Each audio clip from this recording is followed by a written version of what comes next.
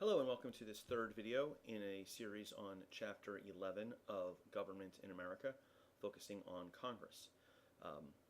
We're going to talk about how a bill becomes a law, and certainly people my age, when they hear that phrase, they think of the Schoolhouse Rock special, which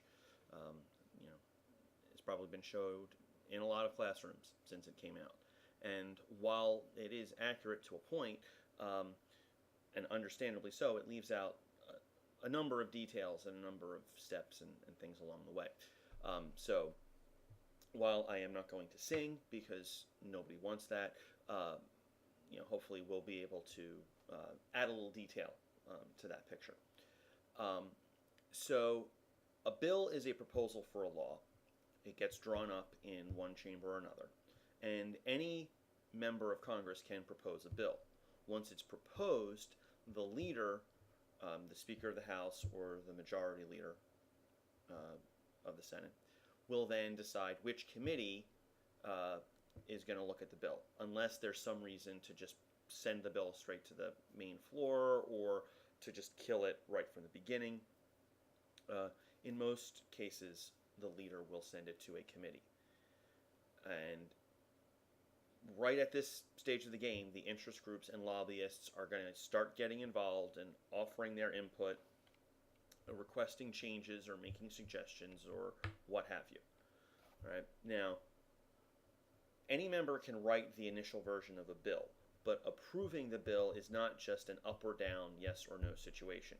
From the very beginning, any member can suggest a change or an amendment, and in most cases, amendments get voted on, and if a majority says yes, the amendment becomes part of the bill.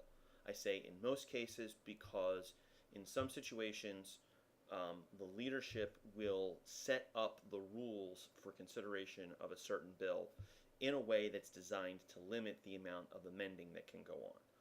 Why would they want to do that? Because sometimes opponents of a bill will try and use the amendment process to sabotage the bill. So, let's say that I'm the Democrats, and I'm leading the Democratic Party, and there's this bill about health care that I want to put into place, and the Republicans don't like it, but they're in this hypothetical situation. They're a minority, so they might not be able to stop the bill. But what if they proposed an amendment that created some sort of restriction on access to abortion services? Well, there might be a small number of Democrats who are anti-abortion rights who are willing to team up with the Republicans and approve that amendment. Well, now this bill that does mostly things that the Democrats like does this extra thing that most of the Democrats don't like. So if they approve the bill that does the things that they want, they're also approving this thing that they don't want. And so they might wind up actually, if the amendment is against them and against their wishes enough, they might wind up voting down the bill that they were trying to get. This is the idea of a poison pill amendment. The idea that if the bill takes on this amendment, it will essentially poison the bill and cause it to be defeated. So to try and get around that, leaders of the House or the Senate might try and limit the number of amendments that would be allowed or which specific ones would be proposed. But this is all part of the haggling process, okay? Where the leadership wants to hold the vote, but some people want to propose amendments. Well, which amendments are we going to go with?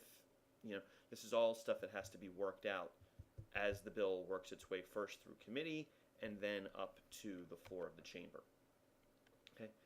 Now, so let's say the bill passes through committee, gets discussed, gets to the floor of the House, gets discussed, and the House says, yes, we like this bill, and then it goes over to the Senate. Well, if the Senate makes any changes, then now we've got a problem. Because even if the Senate approves the bill after they make some changes, it can't go to the president until both chambers pass exactly the same text. So we need some way for the House and the Senate to agree. So what do? They'll set up another committee called a conference committee. Each chamber will send a few people to this committee, and their job is to hash out a compromise version that then goes back to the House, back to the Senate, and they can vote on it. So let's say that the House suggests that and proposes a bill that says we will wear red shirts on Wednesdays. Okay? And then this bill goes over to the Senate, and for whatever reason, they change it to say that we'll wear blue shirts on Thursdays. And then they pass that bill. Well, now, we've got two different versions. We've got the House version and the Senate version. So they'll send members to a meeting, and maybe they'll say, well, can we wear red on Wednesdays and blue on Thursdays?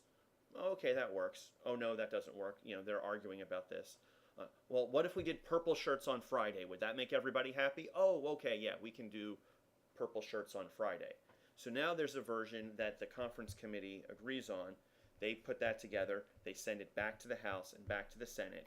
And then hopefully both the House and the Senate will approve that exact identical text, so that now we have a bill that can go to the next stage, that can go to the president. Okay? Now, here we have another check and balance. The president gets a say in the law. If the president approves it, the president signs it, it's a law. If not, the president vetoes the bill. And that means that the president says, no, I don't like this, and here are the reasons why, and sends it back. There is one other veto option called the pocket veto, which only happens when Congress sends the president a bill and then adjourns for a long time. So you don't have that as much these days, because in our scenario, our situation, the Congress doesn't really adjourn for very often, so the president doesn't really get a chance to do pocket vetoes. If the president wants to veto a bill, the president actually has to do it and send it back. Now, if the president does veto the bill and send it back, the Congress gets one more chance to make it a law. They have a vote for what's called a veto override. Now, this is a harder vote. You need 2/3 of the Senate and 2/3 of the House to approve the bill before it will become a law. So even if 60% of the Senate likes it, that's still not good enough. If 65% of the House likes it, that's not good enough. You need 2/3 of both the Senate and the House to override a presidential veto. Okay? So this is this is the area where the president does get a little bit of say, but it's important to remember that the president cannot just tell Congress what to do. If the Congress is opposed to what the president wants, the Congress can just pass laws or refuse to pass the laws that fit what the president wants. Okay?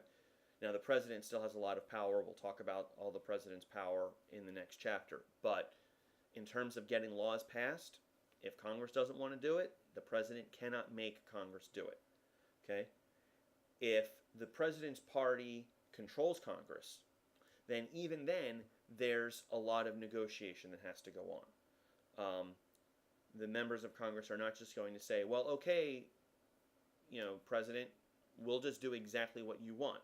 No, they're going to want to use their own judgment.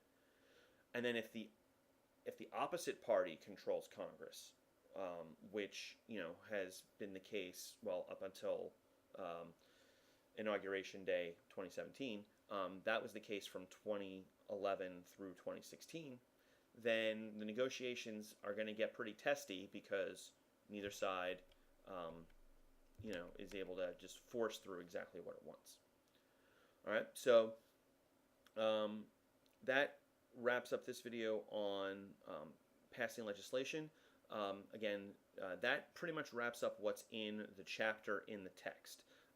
There are going to be 2 more videos sort of supplemental to this focusing on the House and the Senate. And until you make your way to those videos, I leave you with these questions for thought and discussion.